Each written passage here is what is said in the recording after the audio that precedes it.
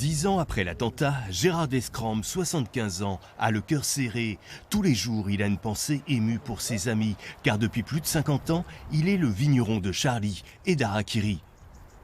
On pense à eux très très fort, aussi bien à l'ancienne équipe de, disons, Wolinski qu'à la nouvelle Tinius. C'est une très vieille histoire d'amour.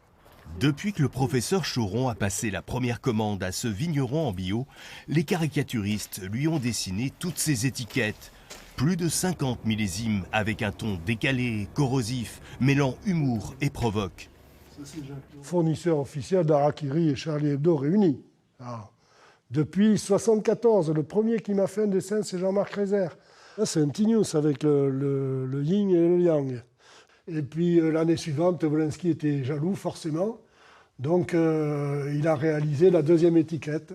François Cavanat est devenu le parrain républicain de mon fils.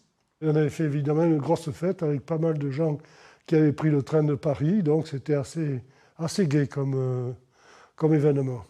Quand il portait son vin à Paris, à chaque retrouvaille, c'était toujours très convivial, à refaire le monde. La politique, Choron et Cavanat, ils s'en occupaient parce qu'ils étaient très souvent au ministère de l'Intérieur et au tribunal d'instance pour défendre les dessins à Cabu contre l'armée.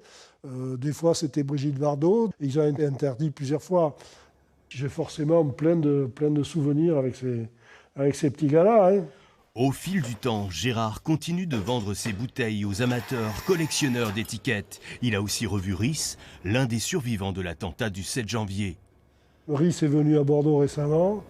Voilà, on a déjeuné dans un restaurant. On était 8 et le reste, c'était des flics. C'est inimaginable, ce truc. C'est inouï. Enfin, tout d'abord, intellectuellement, j'arrive pas à l'intégrer. Pour Bordeaux Fête le Vin, Gérard Descrampes prépare une exposition de ses étiquettes et affiches. En tout cas, il a ancré en lui toujours l'esprit Charlie. À la santé de Charlie, 82, Saint-Émilion. Bravo les gars!